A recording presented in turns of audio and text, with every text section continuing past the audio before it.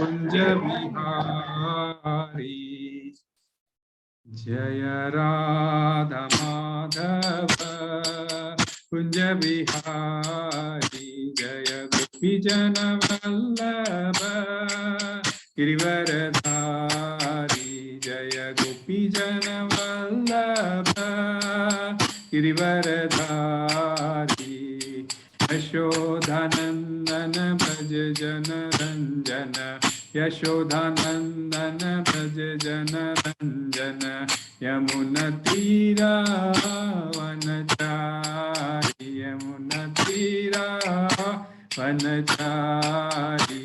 जय राधा माधव कुंज बिहारी। हरे कृष्ण कृष्ण कृष्ण हरे हरे, हरे राम राम राम हरे हरे। हरे कृष्ण कृष्ण कृष्ण हरे हरे, हरे राम राम राम राम हरे हरे। हरे कृष्ण कृष्ण कृष्ण हरे हरे, हरे राम राम राम राम हरे हरे। हरे कृष्ण कृष्ण कृष्ण हरे हरे, हरे राम राम राम हरे हरे। हरे कृष्ण कृष्ण कृष्ण हरे हरे, हरे राम राम राम हरे। हरे कृष्ण कृष्ण कृष्ण हरे हरे, हरे राम राम राम हरे। हरे कृष्ण कृष्ण कृष्ण हरे हरे, हरे राम राम राम हरे हरे। कृष्ण कृष्ण कृष्ण हरे हरे, हरे राम राम राम हरे हरे। कृष्ण कृष्ण कृष्ण हरे हरे, हरे राम राम राम राम हरे हरे। जय राधा दामोदर राधा दामोदर, जय राधा हरिनीश्वर राधा हरिनीश्वर। जय कृष्ण बलराम जय कृष्ण बलराम, कृष्ण बलराम जय वृंदावन धाम। जय जगन्नाथ जय जगन्नाथ, जय बलदेवा जय सुभद्रा। जय गौरनिताय गौरनिताय, जय गौरनिताय जय गौरनिताय। जय नरसिंहदेव जय नरसिंहदेव, जय नरसिंहदेव जय नरसिंहदेव। जय भक्त प्रह्लाद जय भक्त प्रह्लाद, जय भक्त प्रह्लाद जय भक्त प्रह्लाद। जय प्रभुपदा जय प्रभुपदा, जय प्रभुपदा श्रील प्रभुपदा।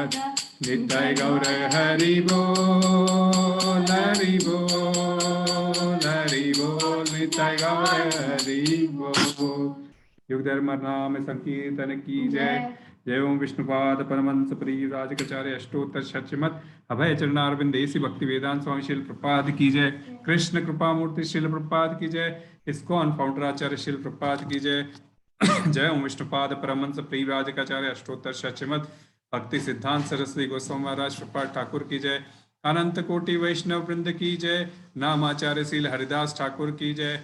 प्रेम से कहो जय श्री कृष्ण चैतन्य प्रभु नित्यानंद, श्री अद्वैत गदाधर श्रीवासादि श्री गौर भक्त वृंद की जय। जय श्री राधा कृष्ण गोपीनाथ श्याम कुंड राधा कुंड गिरी गोवर्धन धाम की जय।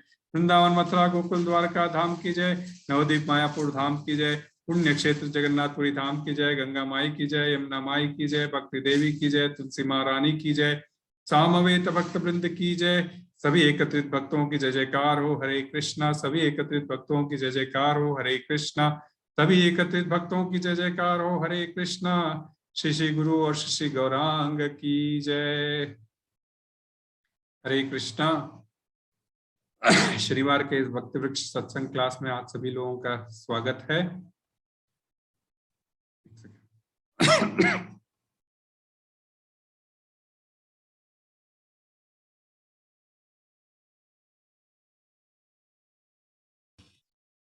तो भक्ति वृक्ष सत्संग के इस ऑनलाइन क्लास में आप सभी लोगों का स्वागत है। तो चर्चा चल रही है अध्याय 4 की और श्लोक क्रमांक 1 और 2 हो चुके हैं और हम आज चर्चा करेंगे श्लोक क्रमांक 3 पर। तो बलवंत प्रभु व्यस्त है, मुंबई में वे अपने गुरु महाराज की क्लास सुन रहे हैं, किसी कारण वे अभी ज्वाइन नहीं कर पाए। तो हम लोग प्रोसीड करते हैं श्लोक क्रमांक 3। तो मैं शेयर करता हूं सभी से।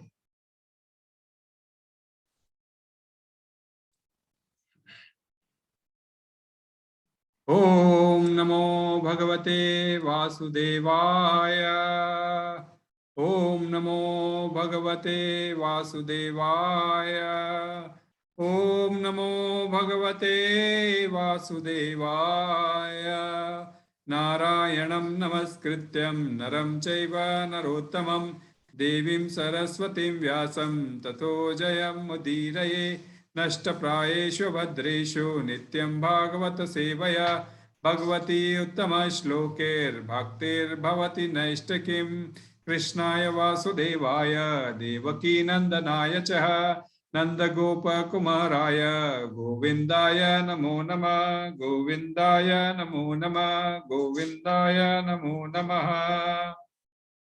हरे कृष्णा। अध्याय 4 दिव्य योग श्लोक क्रमांक 3। स एवायं मया तेद्य योग प्रोक्त पुरातन भक्तोऽसि मे सखा चेति रहस्यं ह्येतदुत्तमम्। स एवायं मया तेद्य योग प्रोक्त पुरातन भक्तोऽसि मे सखा चेति रहस्यं ह्येतदुत्तमम्। स एवायं मया तेद्य योगः प्रोक्तः पुरातन भक्तोऽसि मे सखा चेति रहस्यं ह्येतदुत्तमम्। हरे कृष्णा। आप लोग पढ़ोगे। हरे कृष्ण।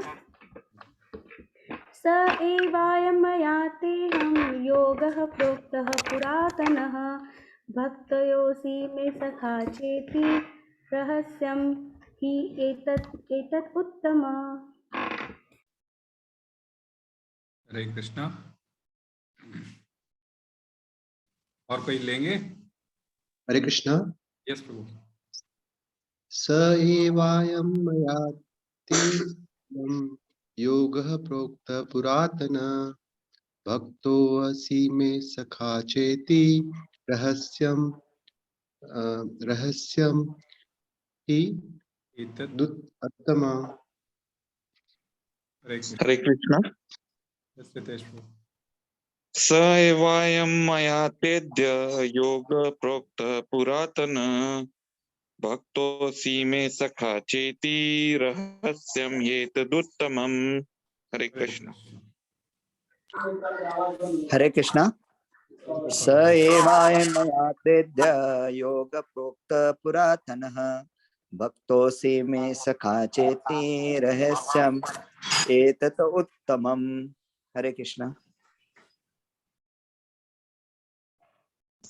हरे कृष्णा प्रभु। यस प्रभु। माता जी। क्या माता जी बोलिए प्लीज। हरे कृष्ण। स एवायं मया तेदं योग प्रोक्त पुरातन भक्तोऽसि मे सखा चेति रहस्यं ह्येतदुत्तमम्। हरे कृष्ण। हरे कृष्णा। स एवायं मया तेद्य योग प्रोक्त पुरातनः भक्तोऽसि मे सखाचेति रहस्यं हि एतदुत्तमम्। हरे कृष्णा। तो वर्ड बाय वर्ड मीनिंग लेते हैं। स वही, एव निश्चय ही, अयम यह, मया मेरे द्वारा, ते तुमसे, अद्य आज, योग योग विद्या, प्रोक्त कही गई, पुरातन अत्यंत प्राचीन, भक्त भक्त, असी हो, मेरे में मेरे, सखा मित्र, च भी, इति अतः, रहस्यम रहस्य, ही निश्चय ही, एतत् यह, उत्तमम दिव्य। अनुवाद तात्पर्य वेसी भक्ति वेदांत स्वामी श्रील प्रभुपाद के द्वारा। श्रील प्रभुपाद की जय। आज मेरे द्वारा वही यह प्राचीन योग यानी परमेश्वर के साथ अपने संबंध का विज्ञान तुमसे कहा जा रहा है, क्योंकि तुम मेरे भक्त तथा मित्र हो, अतः तुम इस विज्ञान के दिव्य रहस्य को समझ सकते हो। तात्पर्य कोई पढ़ना चाहेगा? हरे कृष्णा। हरे कृष्णा। यस माता। हरे कृष्ण। तात्पर्य, मनुष्यों की दो श्रेणियां हैं, भक्त तथा अनुसार। भगवान ने अर्जुन को इस विद्या का पात्र इसलिए चुना क्योंकि वह उनका भक्त था, किंतु असुर के लिए इस परम गुह्य विद्या को समझ पाना संभव नहीं है। इस परम ज्ञान ग्रंथ के अनेक संस्करण उपलब्ध है। इनमें से कुछ भक्तों की टीकाएं हैं और कुछ असुरों की। जो टीकाएं भक्तों के द्वारा की गई है वे वास्तविक है, किंतु जो असुरों द्वारा की गई है वे व्यर्थ है।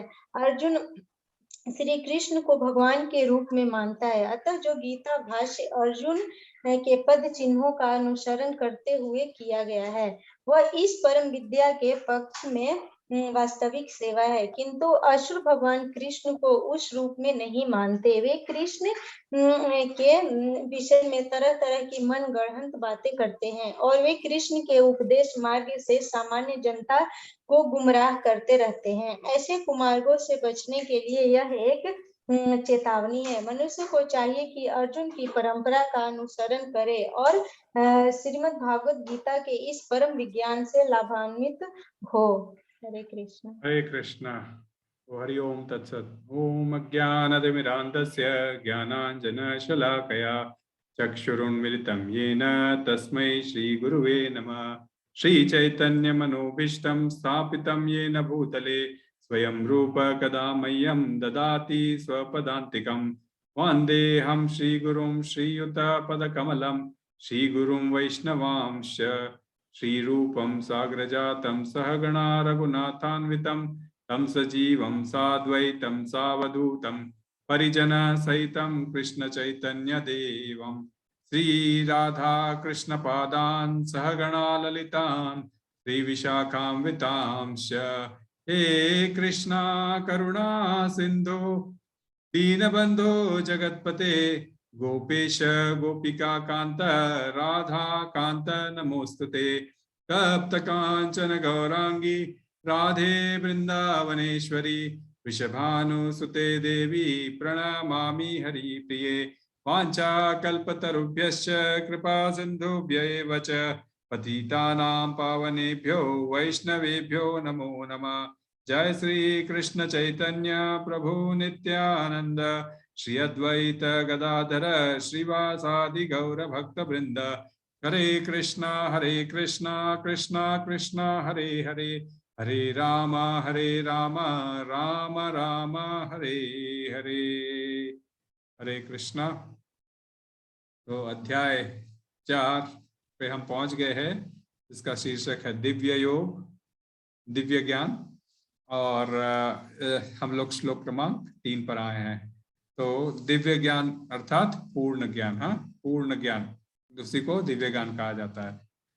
तो दिव्य ज्ञान का इस चैप्टर, जो चौथे चैप्टर का तीसरे चैप्टर से कनेक्शन कैसा था? तीसरे चैप्टर में 30वें श्लोक में भगवान ने कहा था कि मयि सर्वाणि कर्माणि संन्यस अध्यात्म चेतसा निराशीर निर्ममो भूत्वा युद्धस्व विगतज्वर। अर्थात हे अर्जुन, तुम अपने सारे कार्यों को मुझ में समर्पित कर दो और मेरे पूर्ण ज्ञान से युक्त होकर बिना किसी आशंका के रहित, स्वामित्व के दावे के बिना, कोई लाभ की आशंका से रहित, स्वामित्व के दावे के बिना, आलस्य से रहित होकर तुम ये युद्ध करो।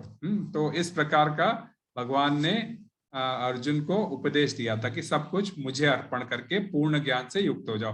तो यही पूर्ण ज्ञान ही दिव्य ज्ञान कहलाता है। और इसी के वजह से, इसी कनेक्शन से वजह से इस अध्याय को में भगवान ने यह ज्ञान दिव्य कैसा है इसके बारे में कहना प्रारंभ किया।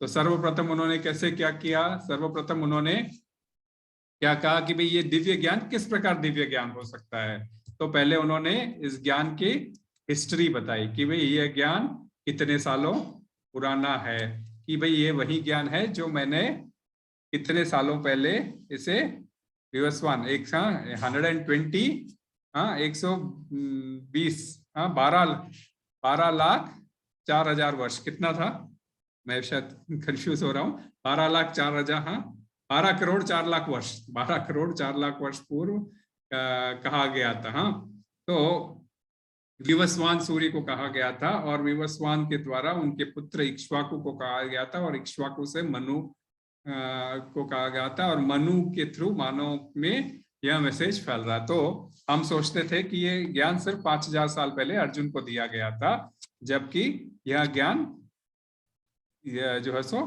काफी वर्षों पहले जब मनुष्य, और इनफैक्ट इसकी जो ये भगवान जब भी ये ज्ञान देते हैं तब ये मतलब हर युग में भगवान ने इस ज्ञान को वितरित किया था, परंतु जब ये वापस पुनः इस परंपरा में जो राज ऋषियों की परंपरा, जो दूसरा श्लोक क्या था, दूसरे श्लोक में हम क्या देखते हैं, दूसरे श्लोक में, एक मिनट, दूसरे श्लोक में भगवान क्या कहते हैं, एवं परंपरा प्राप्तम इमं राजर्षयो विदु सकालनेहम आता योगो नष्ट परम तप, कि इस प्रकार का परम विज्ञान, तो यह जो ज्ञान है ये परम विज्ञान है, गुरु परंपरा द्वारा प्राप्त किया गया था राज ऋषियों, और राज ऋषियों ने इसे इसी विधि से इसको समझा था, किंतु काल क्रम में यह परंपरा नष्ट हो गई है, अतः इसे विज्ञान रूप में ये यथारूप लुप्त हो गया था। इसीलिए जो है सो कृष्ण कहते हैं कि मैं यह ज्ञान तुम्हें परम दे रहा हूं। तो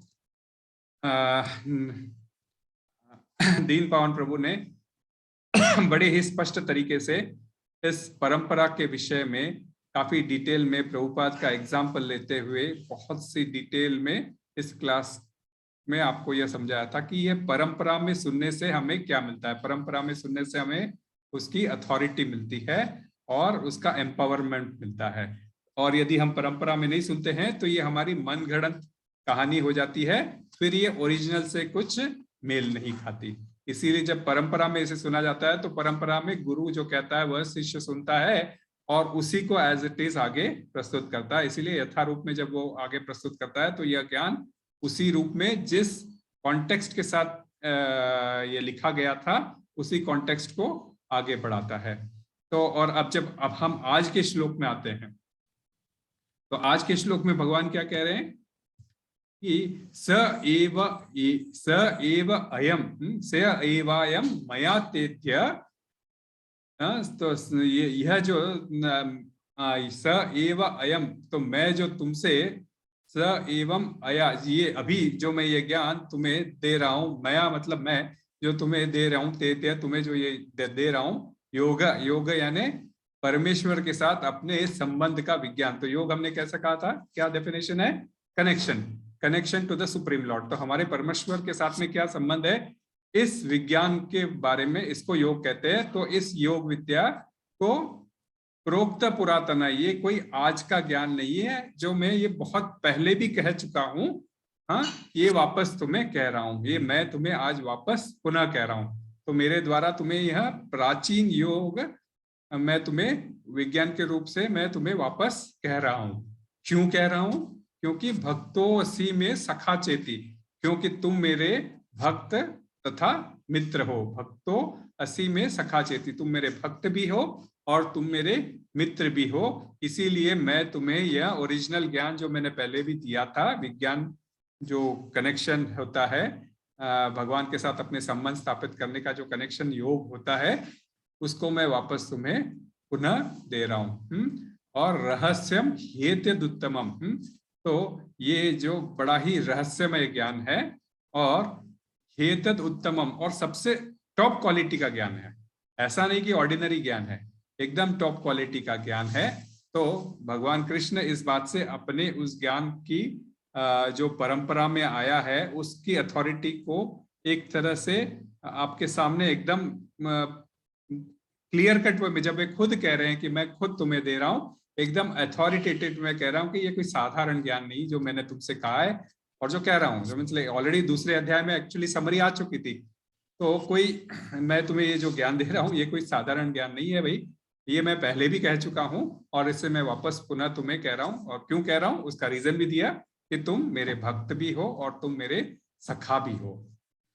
तो उस ज्ञान के महत्व को बतला रहे हैं कृष्ण, और अर्जुन की उस परिस्थिति कि उस विशेष स्थिति का भी वर्णन कर रहे हैं जिसके कारण भगवान अर्जुन को ये गीता का उपदेश सुना रहे हैं। तो इस श्लोक से हमें इस संबंध में यह समझ में आता है।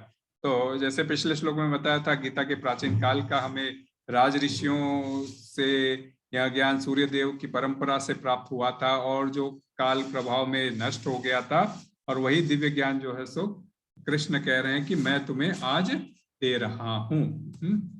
तो इसके अतिरिक्त मतलब अब ऐसा कहकर वह अर्जुन के मन में एक प्रकार का मतलब आप कह सकते हो कि संकोच या फिर एक प्रकार का एक जैसे होता है ना कि आप कि एक जिज्ञासा, जिज्ञासा जाहिर कर रहे हैं कि इस मतलब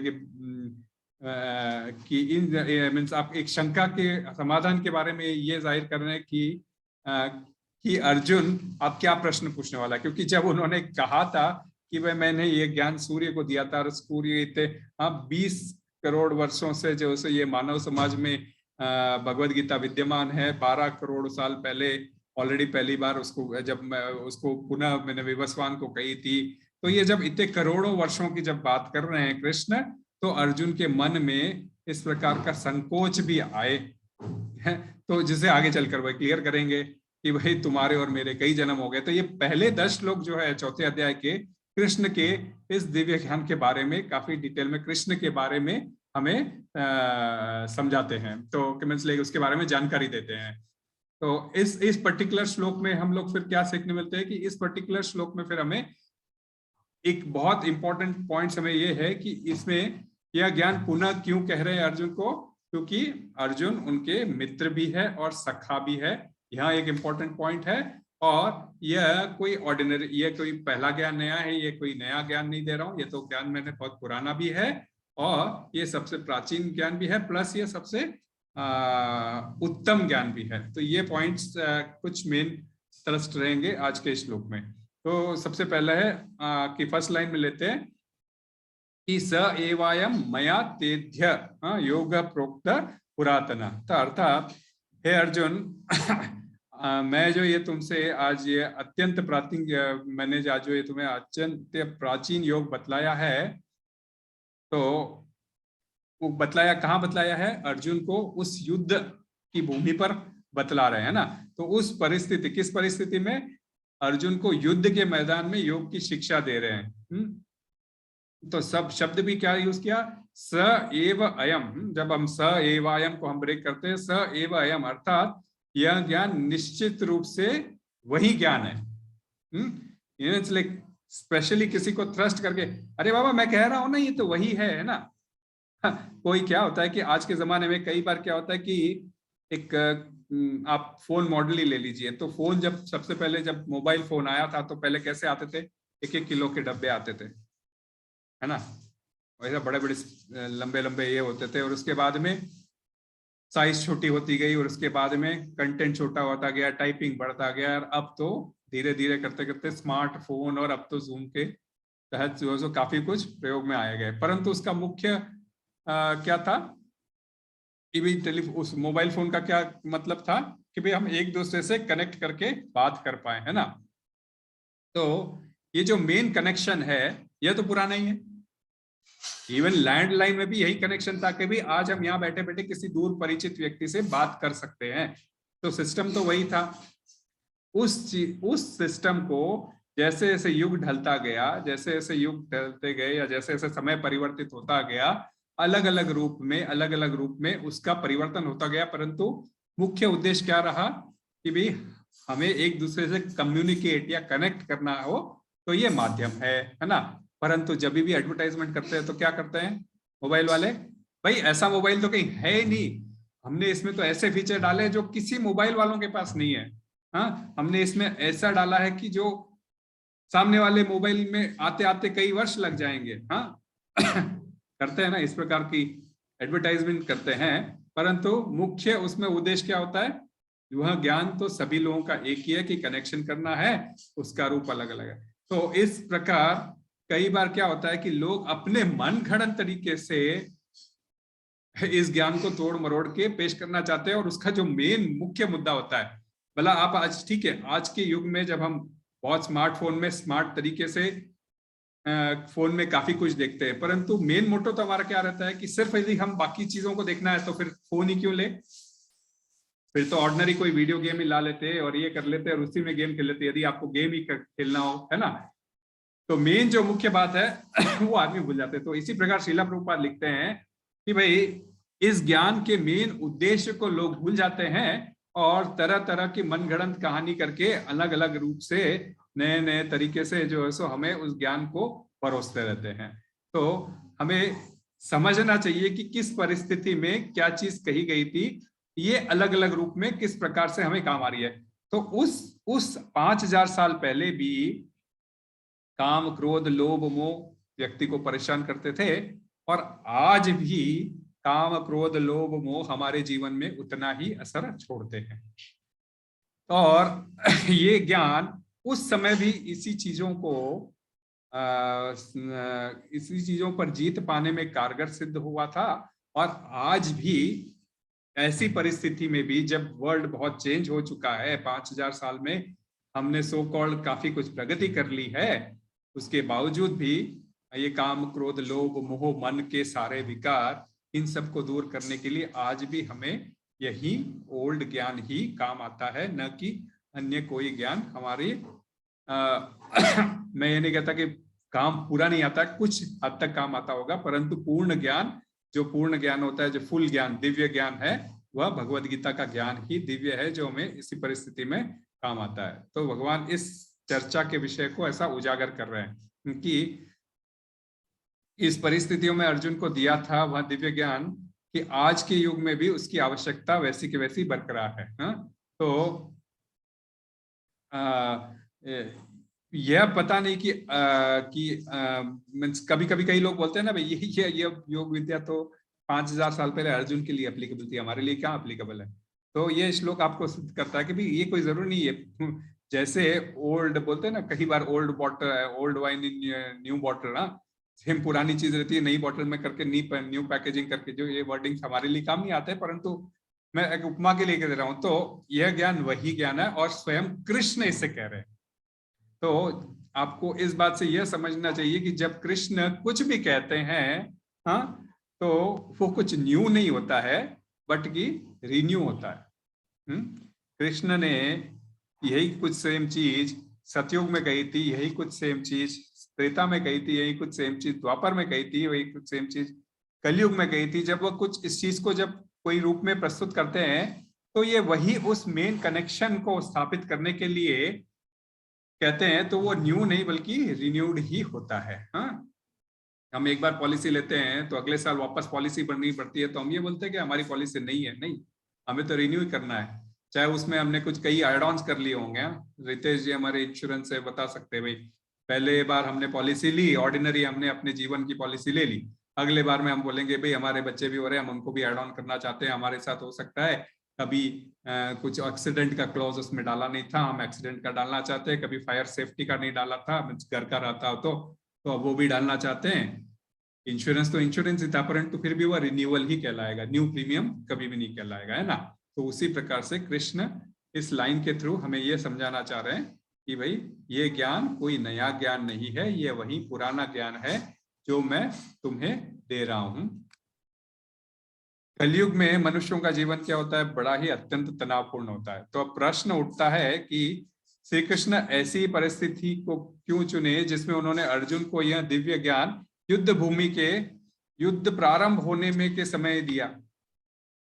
तो इस प्रश्न में अनेक उत्तर हो सकते हैं, परंतु एक उत्तर है कि श्री कृष्ण जानते थे कि आगे चलकर कलयुग आने वाला है। श्री कृष्ण बहुत अच्छी तरह से जानते थे भाई अभी कुछ ये द्वापर युग खत्म होने वाला है और आगे चल के कलयुग आने वाला है, जिसमें से सारे लोग जीवन में सदा जो है सो तनावपूर्ण रहेंगे, मंद सुमंद मतयो रहेंगे। तो ऐसी परिस्थिति में लोगों के पास सदा यही कारण बना रहेगा और कि गीता और भागवत के संदेश को कैसे सुना जाए, तभी जो सो कैसे उन तक पहुंच सकता है। तो यदि मैं अभी कहूंगा तो वापस पुनः कहूंगा तो ये कारण बन जाएगा कि कलयुग के लोगों के निवारण के लिए। तो ऐसा कोई भी कार्य हो या कोई भी तनाव हो तो गीता और भागवतम हमारे लिए सहारा हो सकते हैं। कभी कभी आप व्हाट्सएप देखते होंगे, आपको बोलता है आपको तनाव दूर करना है तो आप ये श्लोक पढ़िए, आप यदि चिंतित हो तो आप यदि ये श्लोक पढ़िए, है ना। तो कोई ना कोई कारण हो और कोई ना कोई परिस्थिति हो, कितनी भी कोई भी तनावपूर्ण स्थिति या कोई भी कैसी भी परिस्थिति क्यों ना हो, ये उनके संदेश जो है सो जब भी जो उन्होंने 5000 वर्ष पहले जो भी संदेश दिए थे वह आज भी हमारे जीवन में हमारे लिए कारगर सिद्ध होते हैं। और ये ठीक उसके विपरीत क्या है, ये भौतिक ज्ञान कैसा होता है, भौतिक ज्ञान कभी भी या भौतिक विज्ञान कभी भी बदलता रहता है। स एवायम का मतलब है कोई बदलने की बात नहीं है, जो ओरिजिनल ज्ञान है वैसा ही है। तो करोड़ों वर्ष पूर्व उन्होंने जो ज्ञान दिया अर्जुन को वापस दे रहे हैं और इसीलिए वह दे पा रहे हैं क्योंकि वे 4 दोषों से मुक्त होते हैं। हमने पहले भी जिक्र किया था, मनुष्य के द्वारा यह ज्ञान परमानेंटली दिया जाना असंभव है, कारण मनुष्यों के अंदर 4 प्रकार के दोष होते हैं। और वह क्या क्या होते हैं, कोई बता सकता है? हमले में से काफी लोगों ने इसको कई बार सुना था कि मनुष्य में किस प्रकार के 4 दोष होते हैं। एक तो वे बहुत जल्दी भ्रमित हो जाते हैं, भ्रम में पड़ जाते हैं। दूसरा अल्प बुद्धि होते हैं, अल्प बुद्धि होते हैं, मंद बुद्धि या अल्प बुद्धि। हाँ, मंद बुद्धि तो होते ही, वो तो कलयुग का कारण है, बट उनमें 4 डिफेक्ट्स होते हैं। मंद बुद्धि होना एक डिफेक्ट तो नहीं, परंतु जैसे क्या होता है कि हम दोष ढूंढते रहते हैं, धोखा देने की प्रवृत्ति होती है हमें धोखा देने की प्रवृत्ति होती है। हम जो है सो विभ्रमित मतलब भ्रमित हो सकते हैं, रस्सी को सांप समझ बैठ सकते हैं। हाँ, हमें धोखा देने की प्रवृत्ति होती है। दूसरों को तो छोड़ो, अपने आप को भी हम धोखा देते हैं ना। और उसके बाद में हमारी इंद्रियां अपूर्ण होती है, हम देख नहीं सकते दीवार के पीछे क्या है, परंतु भगवान सब देख सकते हैं। और चौथा, गलती करते हैं हम लोग, कि मनुष्य कभी भी गलती करते हैं, वेरस कृष्ण से कभी भी गलती नहीं होती, पीछे कुछ ना कुछ कारण रहते हैं। तो भगवान के पास ये 4 मतलब भगवान इन 4 डिफेक्ट से परे हैं, इसीलिए वह इस प्रकार का ज्ञान दे सकते हैं। तो कभी कभी कहते हैं ना, आप देखोगे कई बार कहा जाता है कि भाई भगवत गीता तो महाभारत के अंदर का एक पार्ट है, और महाभारत तो वेद व्यास जी ने लिखा था जो मनुष्य है, ऐसा कहते हैं ना, जबकि वेद व्यास जी भी स्वयं भगवान के ही अवतार थे। आप भागवतम पढ़ोगे तो आपको वो भी क्लियर हो जाएगा।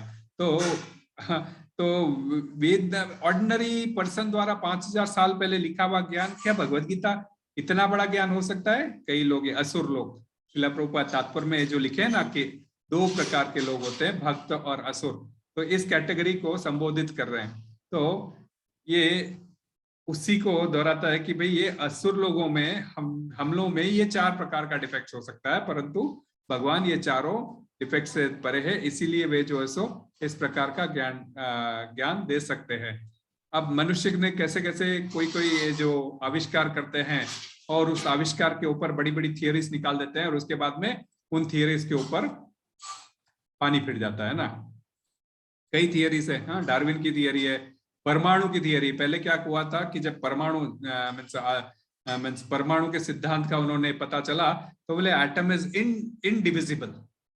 हाँ, एटम इज इनडिविजिबल। पहले ऐसा भी आपको कभी स्टडीज में आया, परंतु जैसे जैसे समय बदलता गया आगे कहने लगे परमाणु भी विभाजित किया जा सकता है और उसके अंदर भी कई छोटे छोटे कण होते हैं। मीन्स एटम के अंदर, उसके अंदर इलेक्ट्रॉन्स, प्रोटॉन्स, न्यूट्रॉन्स, अलग अलग प्रकार के कण होते हैं और अलग अलग प्रकार से वे गतिशील है।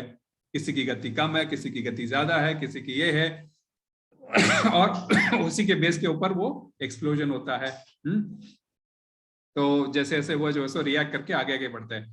तो जैसे जैसे आविष्कार आगे बढ़ा उनकी थियरी भी चेंज होती गई है। तो पहले एटम बम था, फिर न्यूक्लियर बम आ गया, क्योंकि उससे और डिवीजन आगे आगे बढ़ते बढ़ते। तो ये आजकल का सिद्धांत है, किसी बेस के ऊपर बना के ये बोलते हैं और वो उनको विज्ञान कहते हैं। वो विज्ञान कौन सा जो बदल जाए? भगवद गीता असल विज्ञान है, जो विज्ञान क्या है? कृष्ण से हमारा एक्चुअल संबंध, जो कभी बदल नहीं सकता, न कभी पुराने जमाने में था और बदला है, न का इस जमाने में बदलेगा। तो यह सिद्धांत कभी बदल नहीं सकता। कभी कभी क्या होता है, मनोवैज्ञानिक भी मनोवैज्ञानिक सिद्धांत भी होते हैं। जैसे आज कभी कभी ये बतलाया जाता है कि लाइक आधुनिक विज्ञान में पहले से बतलाया गया कि मनुष्य के शरीर में जो दिमाग का हिस्सा है वह पूरे शरीर को उसी प्रकार ठंडा करने के लिए है जिस प्रकार किसी मशीन को ठंडा करने के लिए मशीन का एक अंग होता है। जैसे हम जानते हैं फ्रिज के अंदर एक कंप्रेसर होता है, तो कंप्रेसर यदि हो तो सारा फ्रिज ठंडा हो सकता है। उसी प्रकार पहले यह विज्ञान में बताया गया था कि भी आपका दिमाग अगर शांत रहेगा तो आपकी बॉडी जो है सो पूरी शांत हो जाएगी। हाँ, ये जो मनोविज्ञान के बारे में जब ये थियरीज निकली थी तब फिर आगे चलकर क्या बतलाया गया कि भाई ये मनोविज्ञान की बातें तो है, परंतु यह बात आगे चलकर नहीं, मनोविज्ञान में मन से ज्यादा कॉन्शियसनेस होता है, क्योंकि मन तो रात में भी जो सो प्लान बनाते रहता है, नींद में भी प्लान बनाते रहता है। तो कॉन्शियसनेस, तो आपका कॉन्शियसनेस, यदि आपका कॉन्शियसनेस शांत हो तो आप जो है सो कॉन्शियसनेस के हिसाब से आपका दिमाग जो है सो शांत हो सकता है। तो जो ज्ञान पहले दिया गया था कि आपका मन शांत होने से आप शांत हो जाओगे, आगे चलकर कॉन्शियसनेस पे आ गया। तो इस प्रकार ये जो भी आधुनिक विज्ञान के थ्रू जो नई नई खोजें करते हैं, तो उसी हिसाब से है ना आगे निकला था वही योग करो, आपका मस्तिष्क शांत रखो, फिर हाथ में सांस लेने की मुद्रा रखो ताकि आपका ये चालू रहेगा। तो ये सारे चीजें एक हद तक के लिए टेम्पररी हमें सुख दे सकते हैं, परंतु परमानेंट कनेक्शन को हमारे के लिए जो है ये स्थापित नहीं कर सकते। उसी तरह जीवन का सिद्धांत है। तो आधुनिक विज्ञान में पहले ये बताया गया था कि जिस समय, मतलब ये बात कर रहा हूं मैं, जब सोनोग्राफी मशीन नहीं आई थी, जब सोनोग्राफी मशीन नहीं आई थी तो उस समय क्या कहा जाता था डॉक्टरों के थ्रू कि जैसा बच्चा शरीर से बाहर निकलता है उसके लक्षण प्रकट होने लगते हैं। फिर जैसी सोनोग्राफी मशीन आ गई तो बोलते हैं 7वें 8वें महीने में बच्चे का कॉन्शियसनेस डेवलप हो जाता है, वह सब कुछ जानता है। आज वही चीज 4थे महीने भी हो गई है। 4थे महीने में भी ये शुरू हो गया है कि भी नहीं, उसके कॉन्शियसनेस है, वह ऐसा हिट कर सकता है, 4थे महीने से हिल डुल सकता है। ये सब चीजें अभी सामने आ गई। तो जैसे जैसे आगे आगे सिद्धांत बढ़ता रहता है, उनका ज्ञान भी चेंज होते रहता है और बेस्ड ऑन दैट प्रेगनेंसी के सारे चीजें वो लोग करते हैं। पहले जब कोई ये मशीनें नहीं थी तब भी प्रेगनेंसी, तब भी चाइल्ड बर्थ होते थे और आज भी होते हैं, परंतु जो कैटेगरीज हो गई है वह धीरे धीरे किस प्रकार चेंज होती रही। तो ये होता है आधुनिक विज्ञान और जो एक्चुअली भगवत विज्ञान है उसका बीच का डिफरेंस। और भगवत विज्ञान में क्या होता है, भगवान स्वयं कह रहे हैं कि आज मैंने तुम्हें वही पुराना योग बतलाया है। यद्यपि मीन्स पुरातन शब्द कोई मीन्स सामान्य अर्थ क्या होता है कि प्राचीन, परंतु इसका एक विशेष अर्थ भी है, वह है सृष्टि के प्रारंभ काल का। तो प्राचीन का अर्थ होता है सृष्टि के प्रारंभ काल से भी। तो यह योग मैंने जो तुम्हें बताया है सृष्टि के प्रारंभ काल से ही अप्लीकेबल है। हाँ, इसके अतिरिक्त योग शब्द के अनेक अर्थ में से किसी महत्वपूर्ण वस्तु अथवा मशीन मीन्स लाइक मशीन के प्रयोग की विधि जो मैनुअल बोलते हैं ना, उसके लिए भी एप्लीकेबल होता है। तो इस प्रकार ये पुरातन योग का अर्थ हुआ कि ये एक आपके लाइफ को चलाने का एक मैनुअल है, जो मैंने जब सृष्टि का संसार रचा था उसी समय से यह ज्ञान भी तुम्हारे लिए पहले से ही रच दिया था, इतना पुराना यह ज्ञान है। तो ये जैसी जब मशीन बनाई जाती है उसके साथ ही उसका मैनुअल भी डिस्ट्रीब्यूट कर दिया जाता है, उसकी विधि बतला दी जाती है कि किस प्रकार से इसको यूज करने से मशीन चलेगी। तो ये जो हमारे यंत्रारूढ़ानी मायया, हाँ 18वें अध्याय में बोलेंगे, भगवान बोलेंगे ये शरीर एक मशीन है जो मैंने तुम्हें दी है। तो इस मशीन को चलाने के लिए मैनुअल है स्वयं भगवद गीता, और इस भगवद गीता का ज्ञान है वही भक्ति, वही जो पुराना ज्ञान जो मैंने तुम्हें दिया है। तो इसी विधि का यदि हम पालन करते हुए इसके सिद्धांतों को यदि हम अपने जीवन में उतार सकते हैं तो हमारे जीवन में भी जो कुछ दुर्घटनाएं घट सकती है उसका हम पहले से आकलन करके हमारे जीवन को उस दुर्घटना से बचा सकते हैं। तो ये है फर्स्ट पार्ट का श्लोक का। फिर आगे आता है ये ज्ञान मैंने था अगले श्लोक की अगली पंक्ति, उसमें क्या कहते हैं भगवान, भक्तो असी में सखा चेती, हाँ तुम मेरे भक्त भी हो और तुम मेरे सखा भी हो।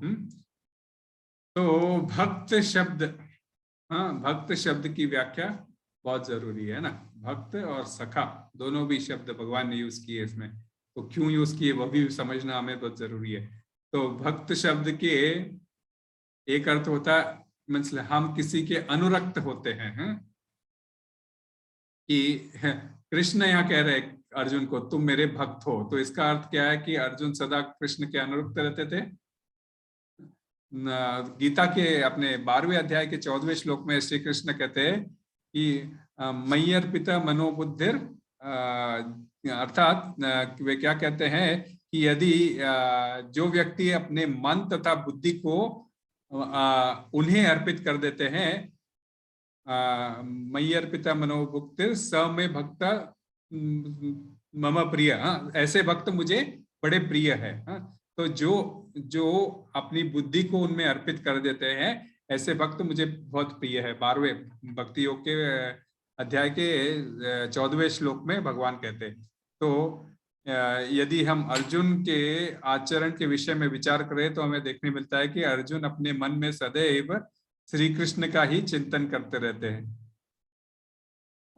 और अपना बुद्धि के द्वारा जो भी निर्णय लेते थे वे निर्णय भी श्री कृष्ण के निर्णय के अनुसार ही करते थे। इसी श्लोक के तात्पर्य में इसलिए श्रीला प्रभुपाद लिखते हैं मनुष्यों की 2 प्रकार की श्रेणियां है, भक्त तथा असुर। भगवान ने अर्जुन को इस विद्या का पात्र इसलिए चुना क्योंकि वह उनके भक्त थे, किंतु असुर के लिए इस परम गुह्य विद्या को समझ पाना संभव नहीं है। इस परम ज्ञान ग्रंथ के अनेक संस्करण उपलब्ध है। श्रीला प्रभुपाद तात्पर्य में लिख रहे हैं, हाँ इनमें से कुछ भक्तों की टीकाएं हैं और कुछ असुरों की टीकाएं हैं। जो टीकाएं भक्तों द्वारा की गई है वे वास्तविक है, किंतु जो असुरों द्वारा की गई है वह व्यर्थ है। तो अर्जुन श्री कृष्ण को भगवान के रूप में मानते हैं, अतः जो गीता भाष्य अर्जुन के पद चिन्हों का अनुसरण करते हैं, जो उनके पद चिन्हों के अनुसरण करते हैं वे जो है सो अर्जुन के बताए हुए मार्ग पर चलते हैं, वही वास्तविक पक्ष में परम विद्या का वास्तविक ज्ञान है। किंतु जो असुर भगवान श्री कृष्ण के रूप में नहीं मानते वे कृष्ण के विषय में तरह तरह के मनगढ़ंत बातें करते रहते हैं और वे कृष्ण के उपदेश मार्ग की सामान्यता जनता को गुमराह करते रहते हैं। तो ऐसे कुमार्गों से बचने के लिए हमें चेतावनी दी गई है कि मनुष्य को चाहिए कि अर्जुन की परंपरा का अनुसरण करे और श्रीमद् भगवद गीता के इस परम विज्ञान से लाभान्वित हो। क्योंकि हम ब्रह्म मध्व गौड़ीय संप्रदाय से संबंध रखते हैं, इसीलिए हम भगवद गीता यथारूप की हम बात कर रहे हैं। इसी प्रकार यदि कोई अन्य संप्रदाय फॉलो करते हैं, जैसे श्री संप्रदाय है या वल्लभ संप्रदाय है, तो उनकी भी टीकाएं हैं भगवद गीता की। जो वो परंपरा फॉलो कर रहे हैं उनके लिए जो जो जैसे लक्ष्मी जी की संप्रदाय, जैसे नीचे श्री संप्रदाय, तो लक्ष्मी जी के थ्रू जो गीता कही गई है उसके ज्ञान यही है वहां पर भी, परंतु उनको उस विषय से वहां लिया गया है। तो उसमें कोई ज्ञान का मतलब नहीं चेंज होता है, परंतु ये सोर्स ऑफ परंपरा चेंज होती है। तो हमें ब्रह्मा जी द्वारा यह ज्ञान मिल रहा है, और इस्कॉन जो कि ब्रह्म मध्व गौड़ीय संप्रदाय में आता है, इसीलिए हम ये जो सो भगवद गीता यथारूप परंपरा जो अर्जुन की परंपरा है उसमें सुनना चाहिए, अन्यथा सुनने से हम जो है सो भटक सकते हैं। क्योंकि वो लोग जो है सो इस चीज को अलग तरीके से कई बार लेते हैं। 1974 में इस श्लोक पर ही मुंबई में प्रवचन देते हुए श्रील प्रभुपाद कहते हैं कि भक्तोसी में सखा चेती, भक्तोसी। तो श्रील प्रभुपाद इस भक्तोसी पर बहुत स्ट्रेस करते हैं और कहते हैं कि सभी को भक्त बनना चाहिए। यदि भगवान है तभी तो भक्त होगा और भक्ति होगी। परंतु यहाँ पर ये लोग, श्रील प्रभुपाद कहते हैं, यहाँ ये लोग भगवान के अस्तित्व को ही नकारते हैं, कोई भगवान नहीं है। ऐसे में व्यक्ति भक्त किस प्रकार बन सकता है? जब कोई कहेगा आपको कि भगवान है ही नहीं, तो स्वाभाविक बात है कि भक्त कैसे बनोगे? भगवान है तभी तो भक्ति होगी और तभी तो भक्त कहलाएंगे, अन्यथा कैसे कहलाओगे भक्त? भक्ति का आचरण किस प्रकार किया जा सकता है? भक्त, भगवान और भक्ति ये तीनों परस्पर शब्द है। भक्त भगवान के संबंध में ही होता है और भगवान तथा भक्त के बीच में जो कार्यकलाप होते हैं उन्हें ही भक्ति कहा जाता है। भक्ति का अर्थ है कि अनुकूल्येन कृष्णानुशीलनम, मीन्स अनुकूल तरीके से कृष्ण का अनुशीलन करना। हाँ, और यही रूप गोस्वामी द्वारा दिए गए हमारी परिभाषा है। तो ये अनुकूल्येन कृष्णानुशीलनम भक्ति, तो ये हमें भक्ति रसामृत सिंधु में से हमें गोस्वामी ने ये पद दिए हैं। तो यही जो है हमारे लिए भक्ति है। नारद पंचरात्रिक विधि या की में भी भक्ति की परिभाषा दी गई है। सर्वोपाधि विनिर्मुक्तम तत्परत्मेन निर्मलम ऋषिकेश सेवनम भक्ति रुच्यते, चैतन्य चरितामृत के मध्य लीला में भी आता है। तो ये भक्ति की परिभाषा है कि भाई सारे उपाधियों से मुक्त होकर तत्परत्वेन निर्मलम, निर्मल तरीके से ऋषिकेश सेवनम, ऋषिकेश की अपने ऋषियों, तो इंद्रियों के स्वामी के लिए जो हम सेवाएं करते हैं वही सबसे उच्च कैटेगरी की भक्ति है। तो ये सारी भक्ति की परिभाषा है। तो भक्त के बिना कोई भी व्यक्ति, यदि कोई भक्ति ना हो तो कोई भी व्यक्ति भक्त नहीं बन सकता। भक्त का अर्थ ऐसा है कि जैसे कोई व्यक्ति भक्ति कर रहा हो वही भक्त है, और सेवा किसकी होती है उस भक्ति में? भगवान की होती है।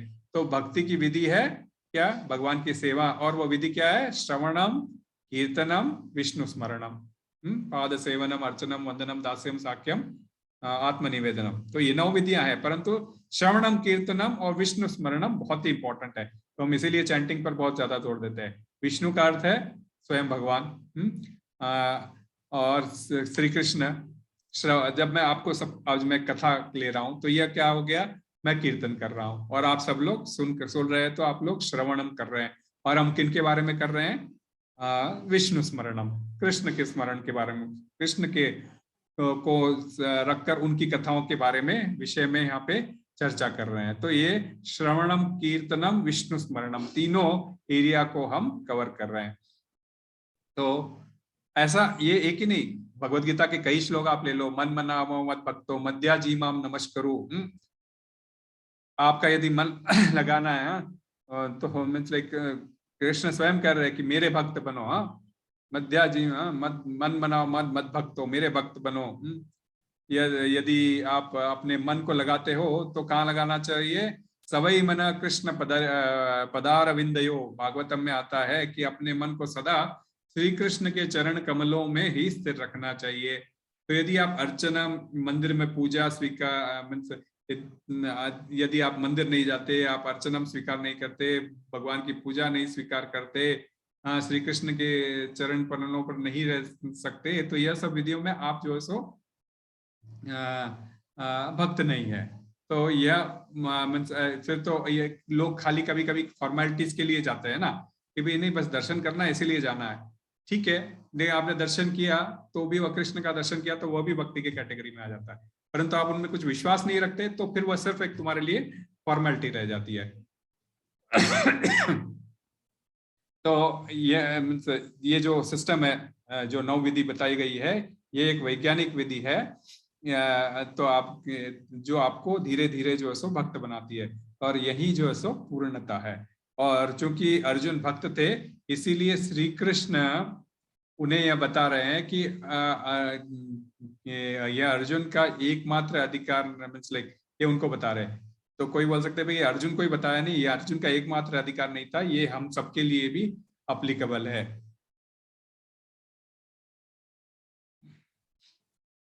और अन्य व्यक्ति यदि कोई भगवान को सिर्फ एक साधारण व्यक्ति समझेगा, वह कभी भी भक्त की कैटेगरी में नहीं आएगा। वह क्या कह रहे हैं श्रील प्रभुपाद, असुरों की कैटेगरी में आएगा। अन्य व्यक्ति समझना इज इक्वलेंट टू असुरों की कैटेगरी में समझना। दूसरा शब्द क्या है उसके, भक्त तो तुम हो और उसके अलावा तुम क्या हो, मेरे सखा भी हो। हाँ, तो सखा का संस्कृत शब्द क्या है? जो समप्राण रखता हो, एक दूसरे के बीच में समानता रखता हो, एक दूसरे के प्राण में समानता रखता हो, समप्राण रखता हो, उसको सखा कहा गया है। सखा, इसका अर्थ यह है कि व्यक्ति अपने सखा के सुख को अपना सुख तथा उसके दुख को अपना दुख समझता है। ऐसे सखा के जीवन में अपना जीवन तथा सखा की मृत्यु में अपनी मृत्यु समझता है। तो यही डेफिनेशन होता है सखा का। हाँ, तो सखा के जीवन के रक्षा के लिए अपने प्राणों को देने के लिए वह तैयार भी रहता है। तो ये सारे कैटेगरीज। और कोई पूछेगा भाई इसमें लाइक अर्जुन और श्री कृष्ण के बीच में ऐसी घनिष्ठ मित्रता कब थी? मीन्स लाइक भाई हम तो ये तो दोनों मौसे के बेटे भाई थे और ऐसा सखा थे, भाई जस्ट मिल रहे हैं बल्कि इसलिए फ्रेंडशिप हो रही है ऐसे ही। परंतु महाभारत के भीष्म पर्व में इसका भी क्लैरिफिकेशन आता है जब श्री कृष्ण युधिष्ठिर महाराज से कहते हैं, राजन आपके भाई अर्जुन मेरे सखा, संबंधी और शिष्य है। तो मैं अर्जुन के लिए अपना मांस भी काट कर तुम्हें दे सकता हूँ। तो श्री कृष्ण यहाँ पे ऐसे ही नहीं कह रहे उनको सखा, वे अपने इस बात को महाभारत के इस पर्व में खुद बोलकर भी सुनाते हैं कि भाई अर्जुन मेरा सखा ही नहीं बल्कि मेरा संबंधी भी है, क्योंकि उनकी बहन का पति भी था और शिष्य भी है, क्योंकि भगवद गीता का ज्ञान आगे चलकर उन्होंने लिया भी था और अपार्ट फ्रॉम दैट हर ज्ञान वह उनसे लेते थे। इसीलिए कोई एक जब सिलसिला आता है तो वो कहते हैं भी उसके लिए कुछ चाहिए तो मैं अपना मांस काट कर भी उसके लिए दे सकता हूँ। और मांस काटने के तो नहीं, परंतु उन्होंने उनके लिए क्या क्या सारथी का पद भी स्वीकार किया था युद्ध के समय।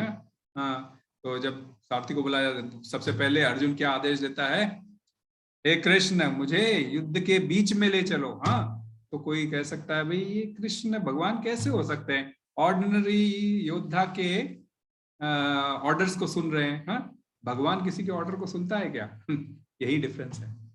भगवान कहते हैं भक्तों सी में सखा, मैं भक्त, यदि भक्त उनका सखा है तो भक्त के लिए कुछ भी करने के लिए तैयार रहते हैं। जो डेफिनेशन हमने पढ़ा था कि अपने भक्त के दुख को अपना, मित्र के दुख को अपना दुख, मित्र के सुख को अपना सुख। और जैसे युधिष्ठिर महाराज से स्वयं कृष्ण कहते हैं मैं अपना मांस भी काट करके दे सकता हूँ अर्जुन के लिए। तो ऐसे परिस्थिति में जब वह बीच में ले जाओ कहते हैं तो समझना चाहिए कि उनके सखा है और उस भाव से वे ले जा रहे हैं। इसके अलावा एक बार जब कृष्ण अर्जुन से मिलने चले आते हैं, मीन्स लाइक युद्ध के पश्चात जब कृष्ण से मिलने चले आते हैं तो एक प्रभास तीर्थ का एक काफी वर्णन आता है महाभारत के आदि पर्व के अंदर कि अर्जुन और ने युधिष्ठिर महाराज की आज्ञा से 12 वर्ष के लिए वनवास, अर्जुन से 12 वर्ष के लिए वनवास का नियम लिया था। उस समय वे अनेक स्थानों की यात्रा करते हुए जब प्रभास क्षेत्र पहुंचे तो उस समय श्री कृष्ण अपने सखा अर्जुन के साथ मिलने के लिए द्वारका में वहां आए हुए थे। प्रभास में श्री कृष्ण और अर्जुन के एक दूसरे को देखा, दोनों ही हृदय से लगाकर कुशल प्रश्न पूछे और खूब घनिष्ठता से मित्र का स्वागत किया। नर नारायण ऋषि वन में एक स्थान पर बैठ गए, दोनों ने जीवनचर्या की बातें की और उसके बाद में दोनों ने प्रभास क्षेत्र में इच्छा अनुसार अपने पर्वत पर, हम जैसे कहते हैं ना पर्वत आरोहण किया, वैसे उन्होंने जो है सो उस पर्वत के ऊपर काफी विचरण किया और उसके बाद में वहां पर भोजन भी कृष्ण ने अरेंज कर दिया था, भोजन का भी आनंद लिया और रात भर बैठे बैठे बातें भी की और उसके बाद में कृष्ण वापस लौट गए। और लौटने के बाद फिर प्रातःकाल से श्री कृष्ण जब अर्जुन द्वारकापुरी पहुंचते हैं तो वापस उसकी वहां पर उतनी ही हार्ड बात से जो है सो उनकी क्या बोलते हैं, उनका स्वागत किया जाता है। तो इस प्रकार श्री कृष्ण और अर्जुन के बीच में जो संबंध है वह इतना घनिष्ठ संबंध था कि वे एक दूसरे के लिए कुछ भी करने के लिए रेडी रहते थे। तो इसीलिए मैं तुम्हें बतला रहा हूं। तो ये था मुख्य प्राइमरी कारण, परंतु सेकेंडरी कारण क्या था? यह ज्ञान बताने का कि आगे चल के कलयुग आ रहा है और ये सब हमारे लिए, ये सेम प्रॉब्लम्स जो हमारे जीवन में भी आने वाली है उसके लिए भी ये जो सॉल्यूशंस है इस लाइफ मैनुअल में ये दिए गए हैं वो हमारे लिए शंका का समाधान बनेंगे। तो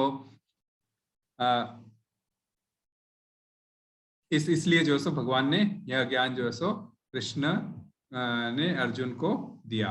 अब हम तीसरी लाइन पे आते हैं, रहस्यम ही एतद उत्तमम, अर्थात कि यह निश्चित रूप से यह ज्ञान जो है सो उत्तम है और रहस्यमय ज्ञान है। कॉन्फिडेंशियल, रहस्यमय का मतलब क्या आता है? Confidential knowledge.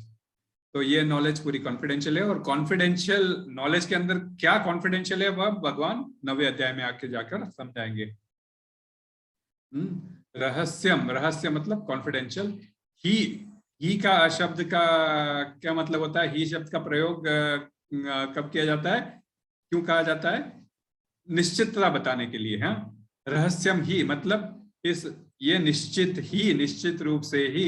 यहाँ पर अर्जुन की शंका है कि श्री कृष्ण, क्योंकि मैं यह अत्यंत मीन्स उसको लगता है कि मैं तो उनका निकट सखा हूँ और मुझसे ज्यादा सामान्य मनुष्य के मीन्स लाइक कृष्ण एकदम मेरे फ्रेंड है और मेरे लेवल पर आकर मुझसे बातें करते हैं, जो सामान्य धरातल पर बातें करते हैं। तो कहीं ऐसा तो नहीं कि मुझे जो यह ज्ञान दे रहे हैं वह ऑर्डिनरी ज्ञान है, सामान्य ज्ञान है। तो ऐसे अर्जुन का शंका न हो जाए, इसीलिए भगवान शब्द यूज कर रहे हैं रहस्यम ही। भाई निश्चित रूप से यह कॉन्फिडेंशियल नॉलेज है। तो एक एक शब्द का भगवत गीता में ऐसा ऐसा इंपॉर्टेंस रहता है कि यद्यपि मैं तुम्हारे साथ दिन रात जो बातें करता हूँ, कृष्ण का मतलब है कहने का कि वो सामान्य मनुष्य की तरह बातें हो सकती है, परंतु इस समय जो मैं तुम्हें यह ज्ञान बतला रहा हूँ वह निश्चित रूप से ही अत्यंत रहस्यमय ज्ञान है। और रहस्यमय नहीं, उत्तम रहस्य। हाँ, उत्तम रहस्य का ज्ञान भी है। हाँ, उत्तम शब्द आता है ना, रहस्यम ही एतद उत्तमम।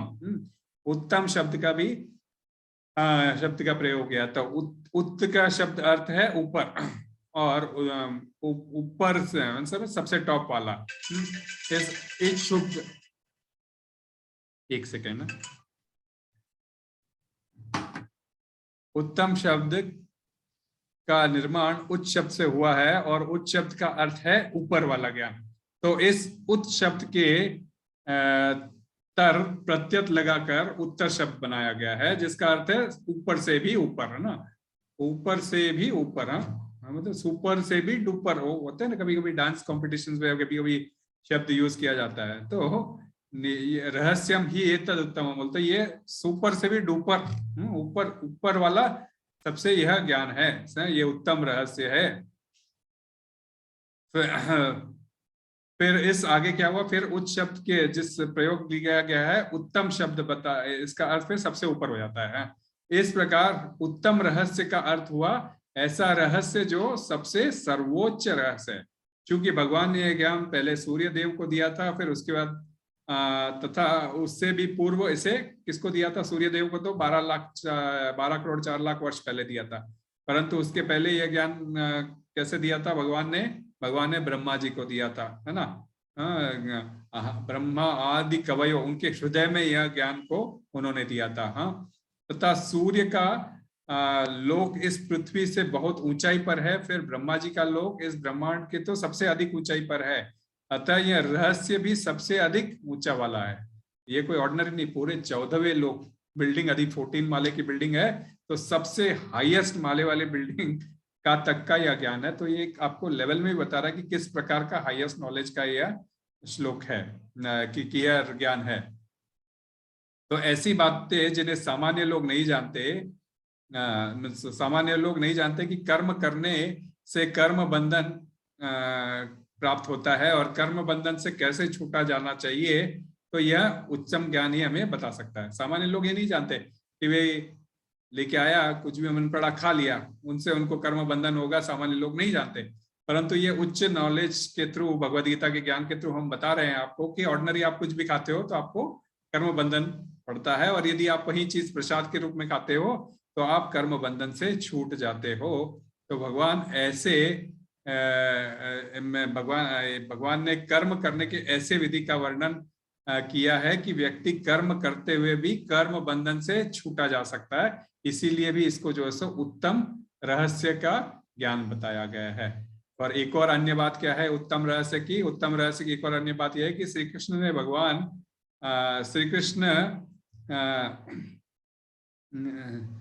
श्री कृष्ण वे भगवान हैं जिन्होंने सूर्य जैसे देवता को उपदेश दिया, और अब वे ही स्वयं परमेश्वर, वे ही स्वयं जो सो अर्जुन को इस ज्ञान को दे रहे हैं।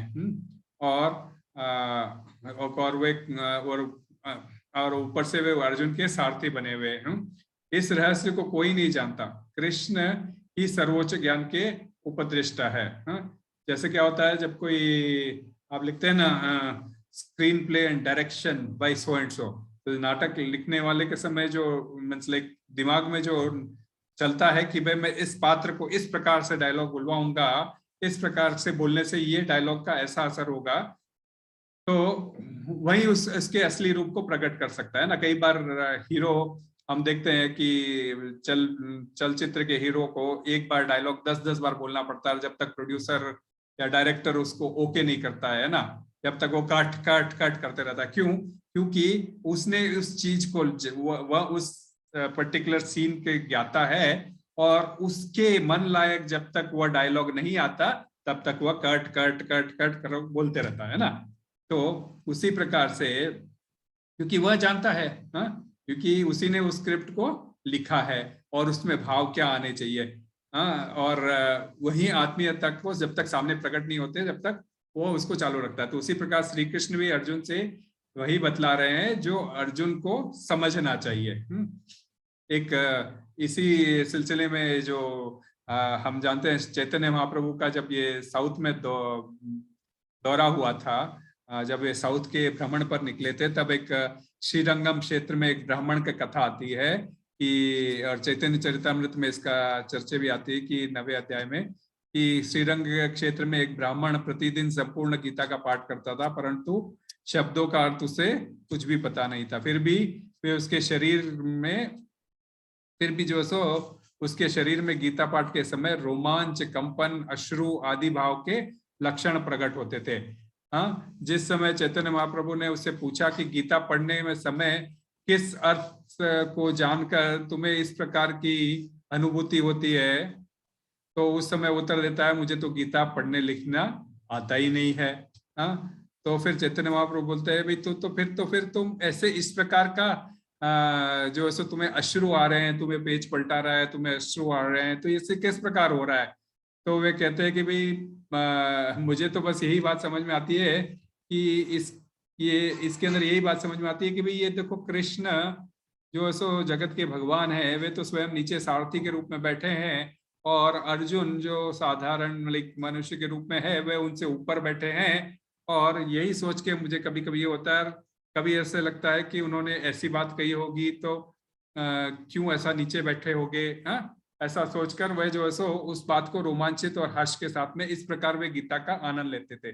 तो चैतन्य महाप्रभु उसको एकदम गले से लगा लेते हैं और कहा कि ब्राह्मण, जो तुम सब जानते हो वही गीता का उत्तम रहस्य है ना, कि भाई कृष्ण भगवान है और हम उनके सेवक है। इस बात को तुम बहुत अच्छी तरह से जानते हो, तुम इस बात को प्रकट करते हो, यही बताता है कि तुम उस उत्तम रहस्य को जानते हो। हाँ, तो ये रहस्यम हेदुत उत्तमम। हाँ, तो इस प्रकार ये छोटा सा श्लोक था, परंतु हो सकता है मेरी प्रिपरेशन पूरी हुई नहीं थी।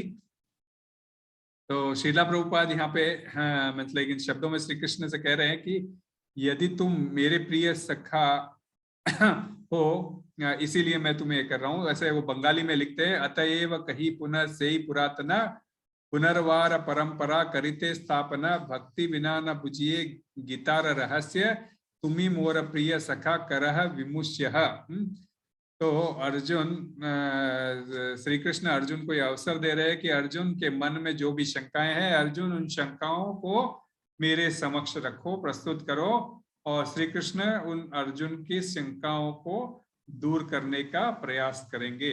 ऐसा कहकर मैं अपने वाणी को यहाँ विराम देता हूँ। किसी को भी कोई प्रश्न हो या फिर शंका सम हो तो हो, जितना मैं समझता हूँ कोशिश करूंगा समझाने की, अन्यथा दीन पावन प्रभु है, मैं उनकी भी मदद ले सकता हूँ। हरे कृष्णा। श्रील प्रभुपाद की जय, हृदय महाराज की जय। यस प्रभु, किसी का कोई आज बहुत अपने छोटा सा आज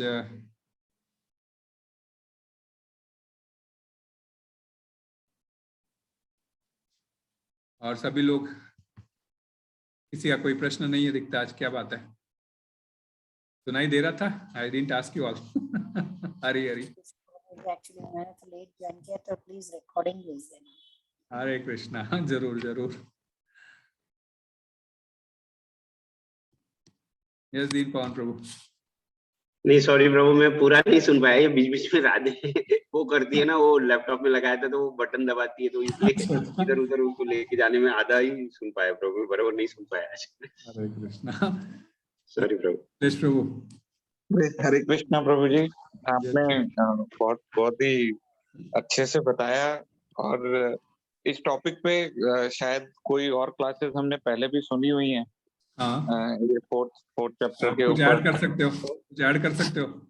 प्रभु जी, आपने सभी कुछ बता दिया, जो आपने जो समराइज किया पहले के 2 श्लोकों का, परंपरा के ऊपर और पुरातन ज्ञान के ऊपर, वो बेसिकली वही है। और एक्चुअली भगवान कृष्ण यहाँ पे अपने आप को या हम लोगों को ये प्रूव करके दिखा रहे हैं कि जो वो बोल रहे हैं वो एकदम सत्य है। यही बात आपने बताई।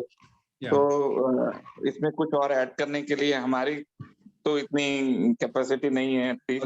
दूसरी बात ये भी बता रहे हैं कि आप, दूसरी बात ये भी बता रहे हैं, भक्तों सी में सखा चेती, ये भी बहुत इंपॉर्टेंट है। भक्त सखा हो, तो अनलेस आप भी भक्त नहीं बनोगे तो आपको यह ज्ञान तब तक उच्च या ये नहीं लगेगा, ऑर्डिनरी ज्ञान नहीं लगेगा। ठीक है, भगवान ने कहा गीता में, हमें तो ऐसे ठीक है, ऐसा लाइट वाला एटीट्यूड रहेगा। तो भक्तों से में, और भक्त कैसे बन पाओगे? जब आप भक्तों का संग करोगे, भगवान की भक्ति करोगे, तो आपको ये ऑटोमेटिकली आपके जीवन में उतरना प्रारंभ होगा। आप समझ लो कि आप ये भक्ति वृक्ष पहले अब जब ज्वाइन किए थे, या फिर भक्ति वृक्ष से पहले यदि आपने ये श्लोक भी पढ़ा होगा, तो आपको कभी कुछ नहीं समझ में आया होगा।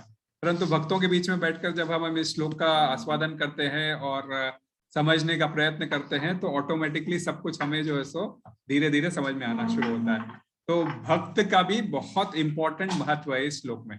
भक्तो असि में सखा चेती, भक्त और सखा का इंपॉर्टेंस है, प्लस यह ज्ञान पुरातन है, स्वयं कृष्ण इसे रिन्यू कर रहे हैं, न्यू नहीं रिन्यू कर रहे हैं। तो रिन्यूड बातें से ओरिजिनल तत्व गायब नहीं हो जाता, चाहे वह तत्व ब्रह्मा जी को दिया हो या सूर्य देव को दिया हो या अर्जुन को दिया हो, वह तत्व सेम है। मोबाइल का भी एग्जांपल मैंने आपको दिया था, चाहे मैंने N1100 पे बात की होगी या फिर जिस i11 पे बात की होगी, बात वही है। कम्युनिकेट हमें, तो कृष्ण से संबंध हमारा चाहे 5000 साल पुराना हो, चाहे 5 करोड़ साल पुराना हो, 50 करोड़ साल पुराना हो, संबंध वही है। और किसी का कोई? खुश प्रभु, आपका कोई जिज्ञासा? नैतिक अपने आशीष प्रभु या अजय प्रभु, आपका कोई? नहीं प्रभु जी, अच्छी क्लास थी, बहुत अच्छी क्लास थी। अरे। इनफैक्ट मैं दो दिन पहले वही एक 6 चैप्टर का एक श्लोका भी पढ़ रहा था। हाँ, उसका ये मोरलेस यही मीनिंग है। कौन सा वाला श्लोक 6.40 था? 6 जिसमें भगवान बोलते हैं न माम दुष्कृतिनो मूढ़ा प्रपद्यन्ते नराधमा। सेवंथ है ना शायद, वो 7 या 6 है? 6 है। हाँ, 7 है, वही मैं बोल रहा हूँ, इसलिए मेरे को डाउट हुआ। यस प्रभु, करेक्ट है। मोरलेस सेम मीनिंग है इसका भी। या वही है, कहने का मतलब नराधम का मीनिंग वही है कि अपने जो इसके होते हैं, जो आज के तात्पर्य में। तो प्रभुपाद ने इसलिए आपने देखा होगा कि जो जो जो जो चार कैटेगरी बताई लोगों को। 4 कैटेगरी है, अर्थो और अर्थार्थी, जिज्ञासु, बूढ़ा, असुर एंड ऑल। Yes exactly. तो इसलिए आप देखते हो ना, शुरुआत में जब प्रभुपाद ने अर्थ लिखा था और तात्पर्य लिखा था, आप देखोगे कभी कभी हमको लगता है कि भी ऐसा ये भगवान श्रील प्रभुपाद ने ऊपर उसका जो मीनिंग समझाया है ये कुछ अलग है और तात्पर्य में इससे कुछ मेल नहीं खाते है ना। हम जब ऑर्डिनरी सेंस में सोचते हैं तो हमको ये लगता है, परंतु उसका जो गूढ़ रहस्य समझाने के लिए जो कनेक्शन से हम जब समझते हैं ना, तो इसका मीनिंग एग्जैक्टली तात्पर्य में इस बात को क्यों स्ट्रेस दिया गया है, इसके मीनिंग हमें उजागर होता है। तो भगवत गीता के कई रूप हमको मिलते हैं, आप पढ़ोगे दूसरे भगवत गीता में इसका मीनिंग कुछ और ही दिया होता है। तो कभी कभी कनेक्शन ही नहीं बैठता है और लोग फिर कई बार गुमराह हो जाते हैं। तो श्रील प्रभुपाद इसलिए इस तत्व को बार बार उजागर करते हैं और बार बार हमारे समक्ष रखते हैं कि आप तत्व से किसी भी श्लोक का 3 ही होता है, अभिधेय प्रयोजन, सारा एक ही होता है। संबंध, अभिधेय और प्रयोजन। संबंध क्या है? संबंध हमारा, मैं कृष्ण का दास हूं। जब संबंध आपको पता चल गया तो उसका अभिधेय क्या होता है कि मैं कृष्ण को किस प्रकार प्राप्त कर सकूं। और प्रयोजन क्या होगा कि मैं उनको प्राप्त करने के बाद मैं उनकी सेवा कैसे कर सकूं। तो ये तीनों इर्द गिर्द वापस कृष्ण ही होते हैं, यह मेन इंटेंट रहना चाहिए। तो श्रील प्रभुपाद हर श्लोक में इस संबंध, अभिधेय और प्रयोजन को ध्यान में रखते हुए हर श्लोक को इस प्रकार प्रस्तुत करते हैं। तो इसीलिए जो है ये यथारूप थोड़ा अलग हो जाता है। कई बार होता है ना कर्मयोग में, कई लोग बोलते हैं कर्मयोग, श्रील प्रभुपाद ने इस कर्मयोग को तो इसको इसमें भक्ति योग बना दिया है। कहाँ होता है कर्मयोग भक्ति योग से कनेक्शन? तो इस प्रकार से होता है कि कर्म को जब तक कृष्ण से कनेक्ट नहीं किएंगे तो वो कर्म हमें बंधन में डालने वाला होगा। तो इसलिए ना साधारण मनुष्य कर्म के बंधन को नहीं समझ सकता। आज जो मैं बता रहा था वो वही। यस प्रभु, बिल्कुल आपने जो आपने 7वें अध्याय का जो श्लोक पकड़ा बराबर राइट, इसी इसके ऊपर आधारित है, ऐसे इसी वार्ता के ऊपर। और किसी के कोई टिप्पणी या कोई करेक्शन या कोई हो तो 9:30 होने आ रहे हैं। यहाँ के 9:30 इंडिया में वहां के तो 7 बजने आ रहे हैं। तो अभी बहुत ही विकट परिस्थिति है, पूरा विश्व कोरोना के इस तीसरे चरण, तो कई जगह तो 5वां चरण भी चालू है, परंतु जैसे भारत भी अभी तीसरी लहर के प्रकोप में आ गया है और बहरीन भी तीसरी लहर के प्रकोप में आ गया है। कई सारे भक्तों को मैंने अपने मंदिर के भी भक्त है, जो जाने पहचाने भी भक्त है, कई लोगों को पॉजिटिव होने के समाचार मिले, जो वैक्सीनेटेड थे और नहीं वैक्सीनेटेड थे, और कई लोगों में कोई भी सिम्टम्स नहीं है, यह भी पता चला है। तो हम सब के लिए, उन सभी के लिए जो कोविड से प्रभावित है, जिनके पेरेंट्स, जिनके बच्चे जो कोविड से प्रभावित है, हम उन सब के लिए जो सो नर्सिंग वंदना करते हैं, क्योंकि बहुत जरूरी है। हमारे हाथ में सिर्फ अब वंदना ही रह जा सकती है, जिसके थ्रू हम भगवान से प्रार्थना कर सकते हैं कि इस महामारी के प्रकोप को कितना जल्दी कम कर सकते हैं, वह हमारे लिए उतना अच्छा है। तो मैं रिक्वेस्ट करूंगा, कोई है अपने बच्चों में से कोई है रेडी? नैतिक, बिल्कुल मैंने सोचा ही था। चलो तो हमने जो सो आप वीडियो खोलो आपका, मैं आपको हाईलाइट करता हूँ बेटा, फिर देन वी कैन यस। विघ्न विनाशक नरसिंह देव भगवान की जय। बोलो नमस्ते नरसिंहाय प्रह्लादलाहिने हिरण्यकाशिपूर्वक्षः शीलकङ्गारकलाये हितो नरसिंहा परतो नरसिंहा यतो यतो यामि ततो नरसिंहा हरे नरसिंहा हृदये नरसिंहा नरसिंहादिं शरणं प्रपदे तव करकमलवरेणुका अद्भुत सिंहा ललिका हिरण्यकशिपु तनुरेन्द्र केशवदीता नरहरिरूपा जय जगदीश हरे जय जगदीश हरे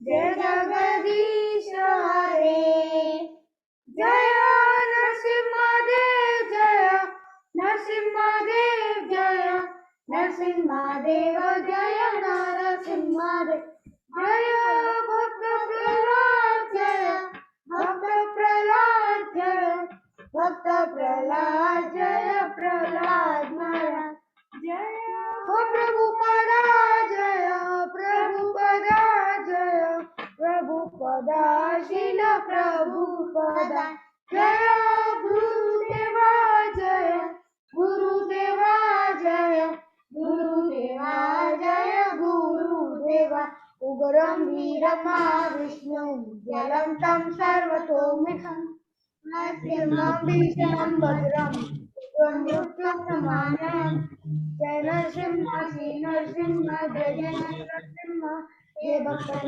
जय पद्ममुखा जय पद्मभृंगा। बोलो श्री विघ्न विनाशक नरसिंह की जय। भक्त प्रहलाद महाराज की जय। शील प्रभुपाद की जय।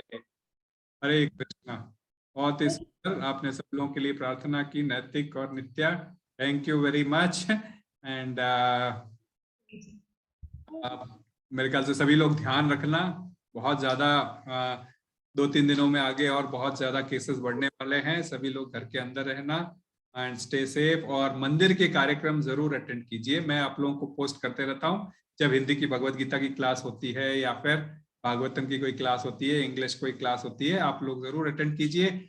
यदि आपको समझ में नहीं आता है फिर भी कृष्ण का नाम आपके कान में जाता हो आधे घंटे के लिए, तो वह भी आपको फायदे कारक रहेगा।